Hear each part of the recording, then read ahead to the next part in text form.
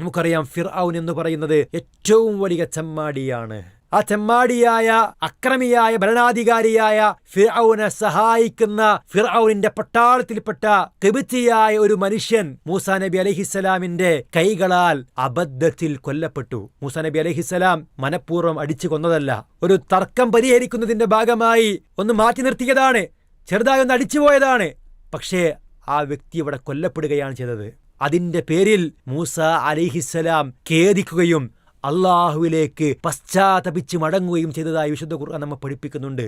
ഫിർഔനിന്റെ ധിക്കാരിയായ ഫിർഔനിന്റെ പട്ടാളത്തിൽപ്പെട്ട ക്രൂരനായ ഒരു പട്ടാളക്കാരനാണ് കൊല്ലപ്പെട്ടത് എന്ന് പറഞ്ഞ് അദ്ദേഹം സന്തോഷിക്കുകയല്ല ചെയ്യുന്നത്, മറിച്ച് അബദ്ധവശാൽ തന്റെ കൈയാൽ ഒരു ശത്രു കൊല്ലപ്പെട്ടിട്ട് പോലും മൂസാ നബി അലൈഹിസ്സലാം അള്ളാഹുവിലേക്ക് ഖേദിച്ച് മടങ്ങുകയാണ് ചെയ്യുന്നത്. നമ്മെ പഠിപ്പിക്കുന്നത് എന്താണ്? ഒരാളെയും അന്യായമായി കൊല്ലാനുള്ള അവകാശം ഇസ്ലാം നമുക്ക് നൽകുന്നില്ല എന്നുള്ള വിഷയമാണ്.